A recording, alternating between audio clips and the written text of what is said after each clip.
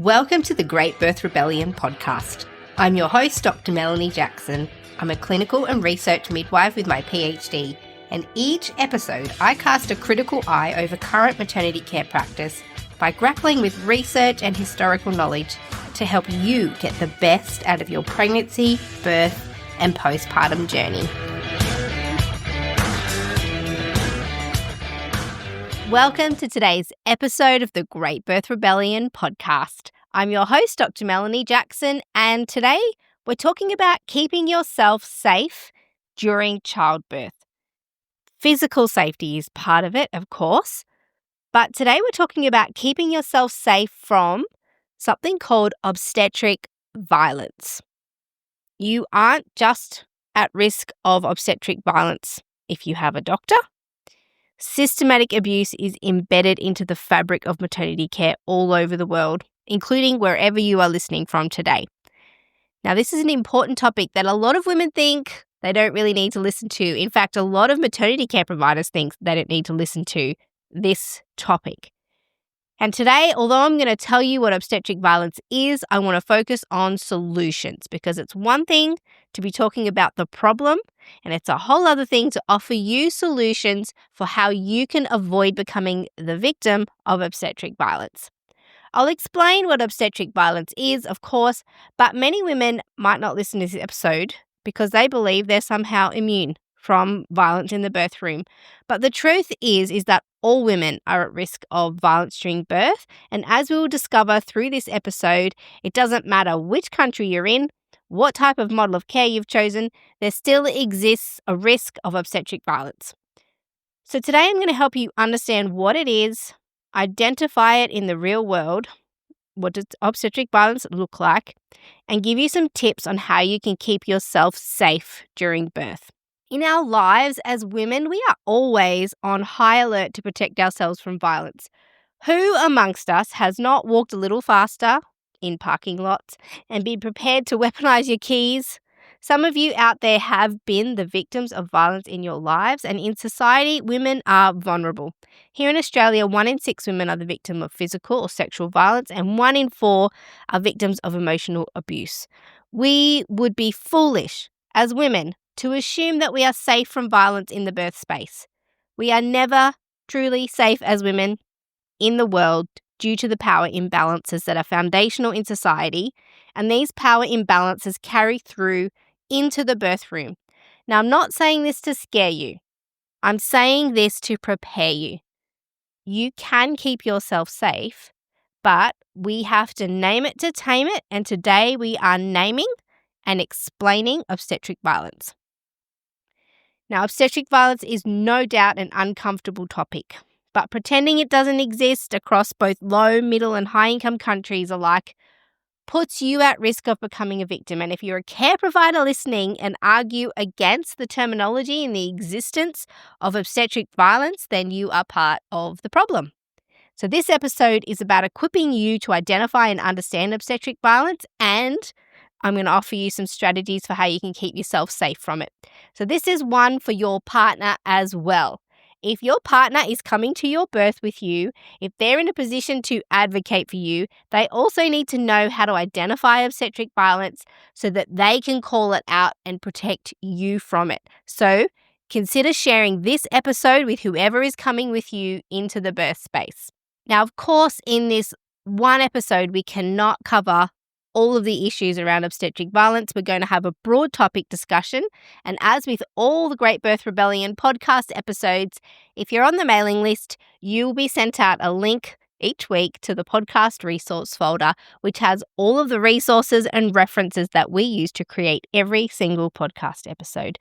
So if you would like to see and read the research that I used to create this episode, I'll invite you to join the mailing list at melaniethemidwife.com. The link is in the show notes. Okay, let's get started on understanding obstetric violence and how to protect yourself from it during childbirth. So let's explore exactly what it is. What is obstetric violence? The truth is that the definition and wording of obstetric violence is highly contentious. There are members of the maternity care community who don't appreciate the terminology of obstetric violence, and they feel that this word is too aggressive and strong, and that using this terminology might be interpreted as a deliberate act of violence perpetrated by healthcare providers. And people don't like the idea that they're being blamed for deliberate violence against women. But proponents of this argument suggest that words like obstetric mistreatment might be a better way to describe it, because mistreatment encapsulates systematic issues, lack of training, or misunderstandings rather than intentional violence. So there are some clinicians who will suggest that obstetric violence is not a terminology that should be used, and they potentially also don't believe that clinicians are intentionally violent against women. Some people believe that obstetric mistreatment is a more comprehensive term because it encompasses a broader range of behaviours and actions, and the word mistreatment is more general and refers to abuse, harm, or control exerted over another person, which includes things such as non-consensual medical procedures, verbal abuse, disrespect, discrimination and stigmatization, or neglect. I mean, if you're looking at those words and thinking that's just obstetric mistreatment, I think potentially we've got a misunderstanding as well. Things like abuse, harm, or control over another person sound violent, as are non-consensual medical procedures, which we all know as clinicians. If you do a medical procedure without the consent of a woman, it's considered assault, which is violence. Honestly, I have an issue with any care provider, though, who is trying to control the conversation about what we can describe as violent or not. I think that the choice about what to call violence, abuse, or mistreatment from the hands of maternity care providers, including myself, I think this should be the women and families themselves, and the victims should be the ones to decide the terminology, not the perpetrators. So we can all, as care providers and policy writers and researchers, sit around and discuss what exactly obstetric violence is, but perhaps the victims of mistreatment by maternity care providers should be the ones to be offering up the definition that they believe should be applied to it. The victims, not the perpetrators, should be defining this. Having said that, I'm not going into detail or arguing for or against the wording, because that would detract from the point of today, which is to say that women, maternity care providers, and academic writers are finally starting to be heard on the issue of obstetric violence. Women are starting to be believed that they experienced abuse at the hands of their care provider. So I'm not going to spend this episode arguing for or against particular wording. And of course, I'm not accusing all maternity care providers of violence. So, for lack of a formal description, obstetric violence is defined as behaviours of verbal or physical abuse, coercion, unconsented and unnecessary interventions, violations of privacy, and women's autonomy. And that means that you take a woman's control away from her and take control of her body. There is, however, no consensus on what obstetric violence is, but it generally describes the mistreatment of women during childbirth. And we could go through the raft of papers that try and define this, but essentially, obstetric violence involves violation of a woman's rights, dehumanizing care, disrespect and abuse, and mistreatment. And it can be psychological violence. It can be the denial of support during labour if the woman feels humiliated or her privacy is violated. It can be verbal, such as people yelling at or scolding pregnant women and making threats. It can be physical, such as procedures being carried out on women without their consent, or the use of coercive language to gain consent. If you are coerced into something that you didn't want and your care provider used language that aimed to push you towards a particular decision, that's considered violent behaviour. Now, violence can also be a lack of access to analgesia or pain relief when it is required. And if you're a care provider, you've all seen this. You've all seen women receive medical procedures without adequate pain relief. You might not realize it because it's become so culturally acceptable and so embedded in what we expect to see at work. But I've seen doctors extract women's placentas from them in the room without pain relief and sometimes not even telling the woman it was going to happen. I've seen a midwife complete a perineal repair without effective analgesia, with partial analgesia, and just continued with the repair.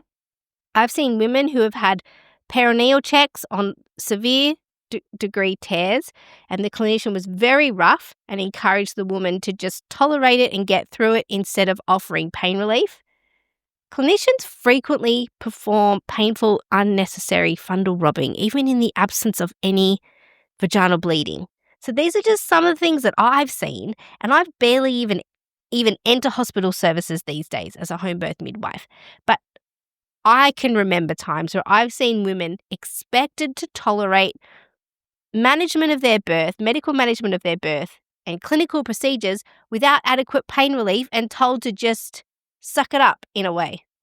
Now, although there is no international accepted definition of obstetric violence, women and care providers know that women are not being treated right in birth, but we're still working out what to call it. So for now, obstetric violence is our terminology. And it's important to get that right because that allows us to have a global conversation about what is happening to women in childbirth. So far, obstetric violence is the wording that's been taken up most frequently. So depending on where you are in the world, obstetric violence manifests differently and it looks different. So let's explore what obstetric violence is around the world. And this study that I'm looking at now is from 2025. It was recently released. It's an Australian study by Australian researchers, all who I know and respect in their fields. And it's called Maternity Care Providers' Perspectives and Experiences of Obstetric Violence in Low, Middle and High-Income Countries. And this was an integrative review which looked at 54 research articles and looked at what maternity care providers have witnessed. And it kind of gives insider knowledge of what's going on and what obstetric violence looks like across low, middle and high-income countries, depending on where you are in the world. So, for example, in some countries, hitting, slapping, pinching, and rough handling of women and yelling at them is a normalized part of care during birth. Some of the studies in this paper reported maternity care providers said they were doing this to motivate women to push harder. And so think about this. If you're a care provider, how many times have you seen a nurse, a midwife, or a doctor hold a woman's legs open or push a woman's leg up into, up towards her nipples and yell, push, push, push, push, push, push, push? I mean, you did just take control of her body, whether or not you asked her or not, I don't know, and start yelling at her. It happens all the time. But because we haven't called it out and it's normalized, this is what we're told to do. I was told to do this as a student. Grab that leg and tell her to push. She's having a baby. So what are we going to do? Manipulate her body and yell at her to push without asking what she wants? We've normalized it, but shouting or yelling or pulling on women's legs or opening them without asking is considered a form of obstetric violence. And it's not appropriate in day-to-day life, and it's not appropriate at birth. So we might not recognize it as violence from our perspective as maternity care providers, but how women experience it is a different story.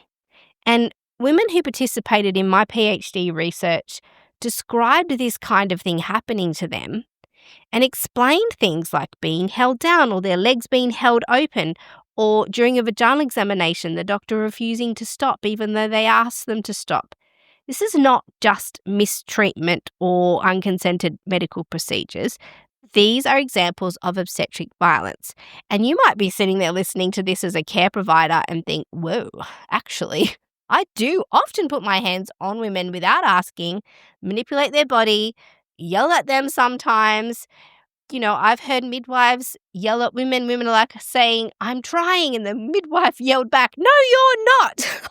I mean, at the time it was shocking, but these are examples of real life things. And whether or not you're out there thinking, yep, that's violent or not, women are experiencing it as mistreatment and or violence. And I want to note here that although the terminology says obstetric violence, any maternity care provider, a nurse, obstetrician, midwife, anaesthetist, pediatrician, could be the perpetrator. Don't let the words fool you. This is not isolated to obstetricians. And the other thing to note is that depending on where you live in low, middle or high income countries, violence looks different. So in this 2025 paper that I'm working from, it explains that in low to middle income countries, the violence looks more overt or obvious.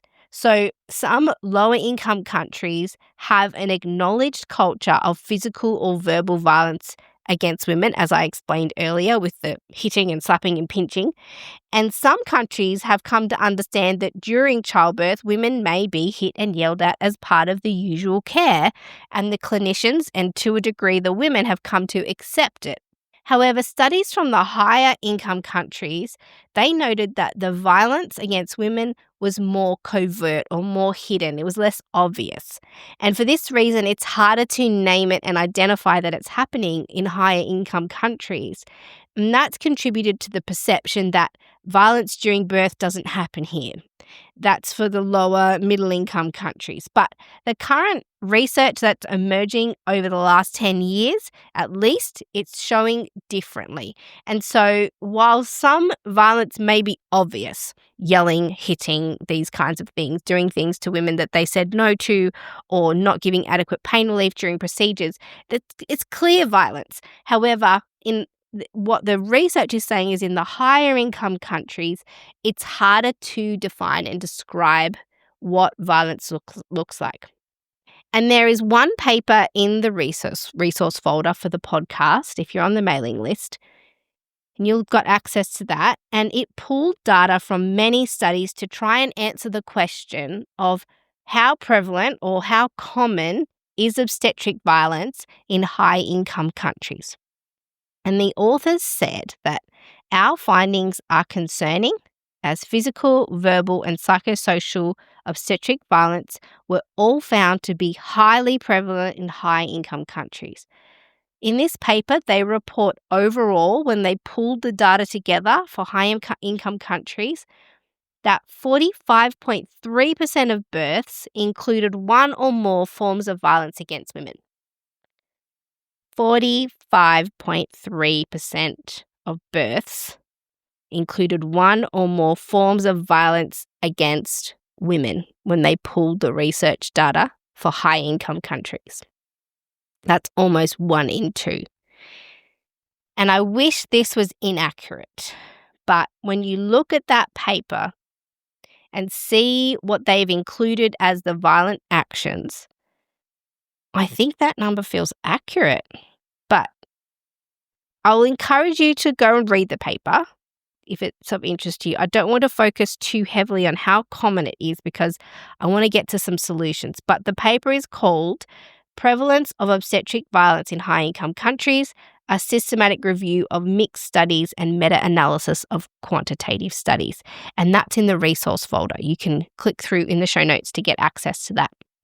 So you might be wondering, why do maternity care providers perpetrate violence against women? Aren't they supposed to be looking after us? So in this paper from 2025 that I've been speaking through, it's explained that some clinicians will justify their behaviour because they believe they're acting in the best interest of the baby and trying to help the woman. But that doesn't really excuse abusive behaviours. So obstetric violence includes verbal assaults and threats like, if you can't push your baby out in the next few contractions, I'm going to give you an episiotomy.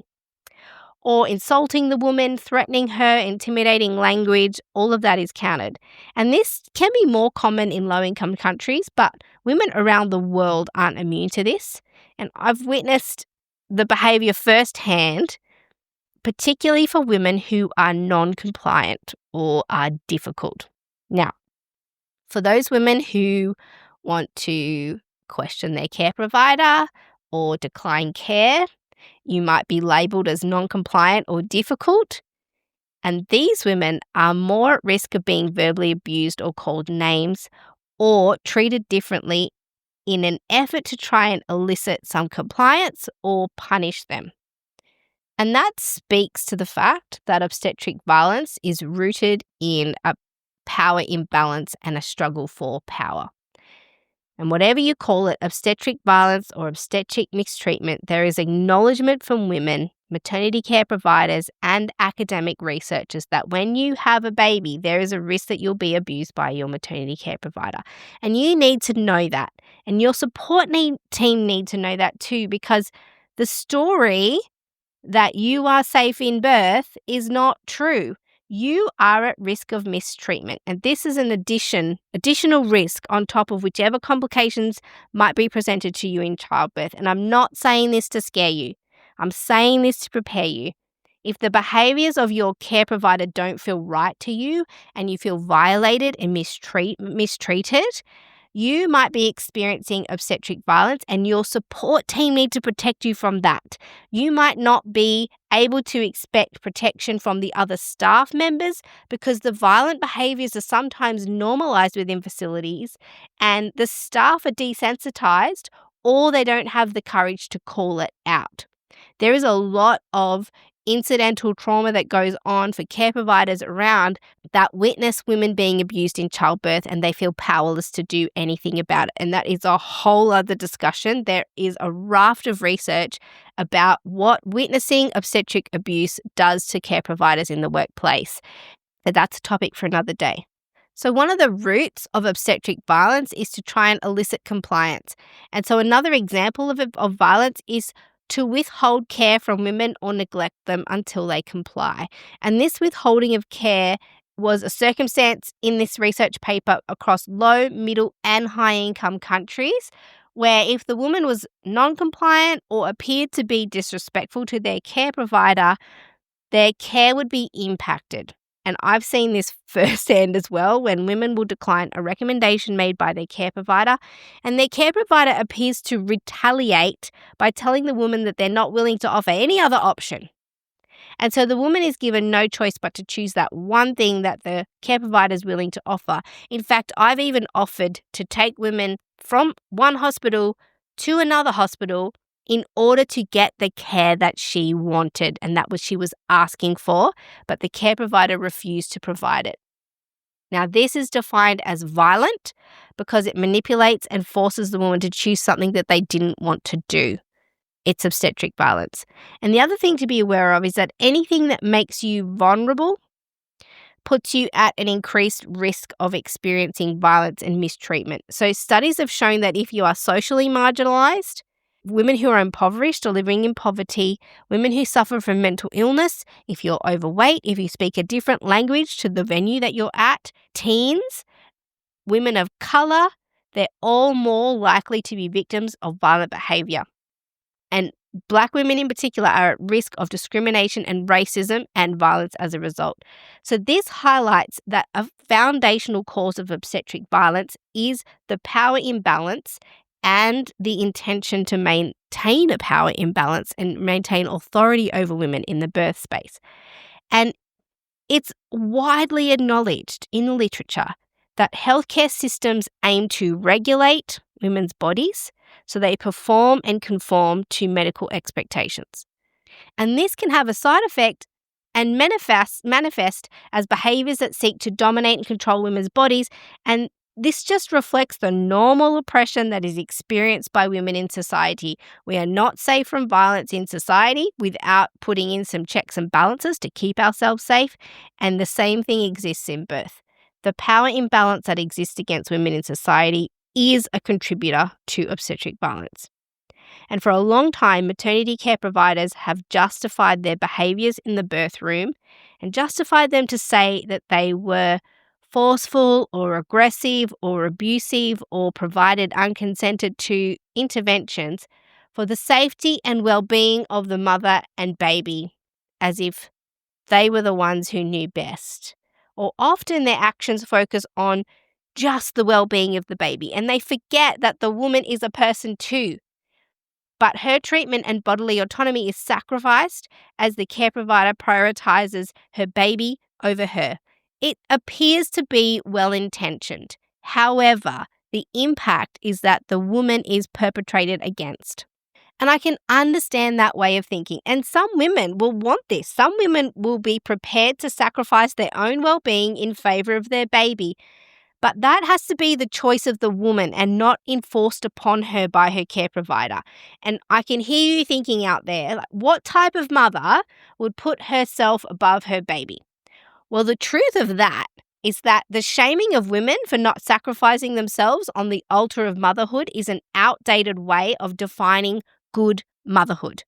The priority in modern society is both the woman and the baby, not one over the other. And in fact, the priority in lower resource communities is often to prioritize the woman over the baby. What good are we to our children as mothers if we are incapable of caring for them due to our own injuries and poor health?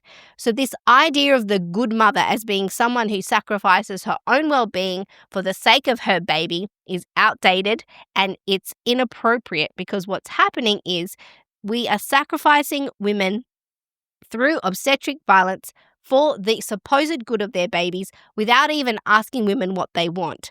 And also, there is a focus on positive outcomes from care providers because they fear the repercussions of what might happen to them if there's a poor outcome for the baby. So while there might be many reasons for acting violently towards women or for mistreating them, good intentioned as it may be, the reasons and excuses don't justify the behaviours. And the other issue here is that the maternity care system and infrastructures around the world are perpetually understaffed, under-resourced, and the staff are overworked, underpaid, and often work in violent workplaces where there's bullying, a hierarchical power struggle, and ongoing feelings of moral distress and burnout from maternity care workers. So these environments seem to curate a circumstance where there is an increased interest in the need for women to comply and for the outcomes to be positive. And this causes maternity care providers to care for women in a way that can be experienced by the women as violent. And what's worse is that in these workplaces where the culture might feel toxic or hierarchical, where there is workplace bullying, maternity care providers feel that when they speak out or call out obstetric violence, they become whistleblowers and they become further ostracised and bullied. This is the context in which obstetric violence occurs and is allowed to flourish. Okay, let's shift gears. We've had a look at what obstetric violence and obstetric mistreatment could be. We know from some current research that a high number of women are exposed to violence during birth, with one paper suggesting that it's as high as 43.5% if we pooled the research for high-income countries together. And we know the reasons for this violence are multifactorial, and the solutions to workplace issues need to be attended to by maternity care services. But how can you, the woman, or if you're listening as a partner or support person, how can you keep yourself safe and avoid becoming the victim of obstetric violence? There are some things that you can do to reduce the chances of you becoming a victim. So let's have a look at those. So firstly, the opposite to violent and disrespectful care is respectful maternity care. And the most respectful maternity care, generally, is delivered to women in continuity of care models where you know your care provider. And this is because you have a relationship, and that relationship is somewhat protective against violence and disrespectful treatment. Of course, not all the time. But you are much safer with a clinician that you know and with whom you have a relationship than with whoever you happen to meet on the day. And we saw the results of that. This was expressed in the BEST study, which was run by Dr. Hazel Keetle and her team. So if you can get access to a continuity of care model with a known care provider, and I know this is not accessible to everybody, but if you can access that, you reduce your chances of being exposed to obstetric violence purely because you've got a relationship with that care provider, and that increases the chances that they will treat you respectfully. Number 2 is to have a support team around you. So I'm talking about the people who you have around you for your birth, your partner, maybe a robust friend, a doula, whoever you're taking, that they are vigilant and ready to support and defend you, and that they understand that obstetric violence is a possibility. I would suggest having them listen to this podcast and remind them that any parts of care that intuitively don't feel right. Sometimes you don't really know, why don't I feel good about this? That's your intuition telling you something's not right here. And this is what we were talking about earlier, the overt versus covert obstetric violence.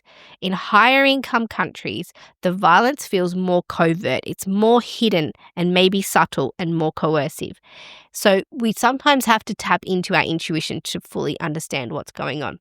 But if you're not being listened to, if someone is yelling or using coercive language or disrespectful language to you, or where your pain relief is not adequate, where you feel you need it to be, or where something is done to you without your consent, your care team needs to acknowledge that during labour you are vulnerable and that you're unable to defend yourself. They're going to need to step up and be hypervigilant, be willing to identify and name and put a stop to behaviours that feel violent or disrespectful.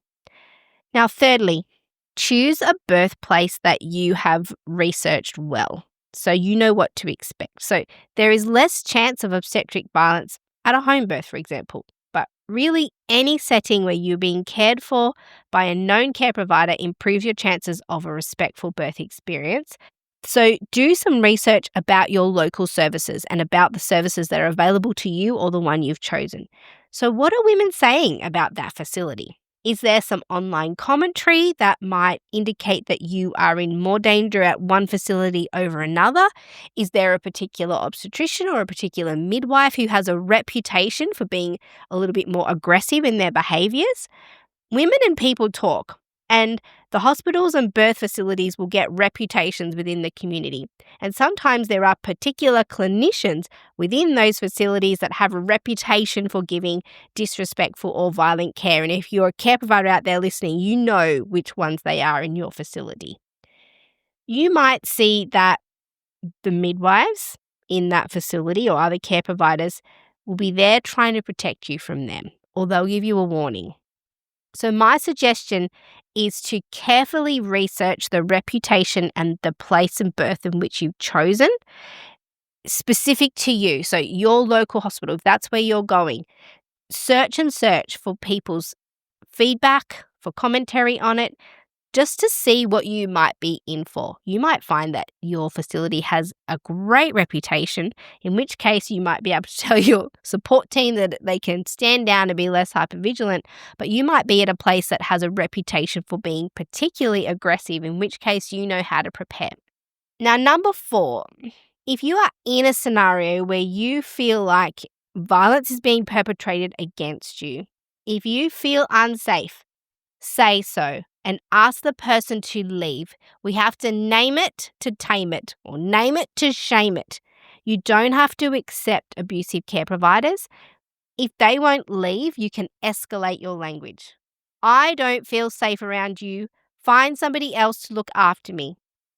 Stop yelling at me. I don't like it. I do not consent. Don't do that. This is also where your care team comes in. You might not be in a position to be that forceful with your language, but your care team may need to be. And a quick note here. If you are the victim of obstetric violence and you feel unsafe and the person will not leave, you're currently engaged in a power struggle. Can I advise that you keep your cool, stay firm and calm, and do not become violent yourself, because the power struggle will not fall in your favour. There's been circumstances where security teams have been called to extract seemingly aggressive support people out of the room. So remain calm but firm. And if this is something that really worries you, I would suggest getting a doula to add another layer of protection. They can also be a source of information. They're usually familiar with the birthing facilities in the area, and they know which care providers are more likely or less likely to act aggressively against you. Now, those are 5 things you can do as a woman and as a support person to protect yourself from obstetric violence during birth. And if you're a care provider and looking for resources to assist in understanding what you can do to prevent obstetric violence and avoid being the perpetrator yourself, I'm going to recommend the resource folder for this podcast, which has the White Ribbon Alliance Respectful Maternity Care Charter in there, and that is a list of the universal rights of women and their newborns. And the World Health Organization have a document called the Prevention and Elimination of Disrespect and Abuse During Childbirth.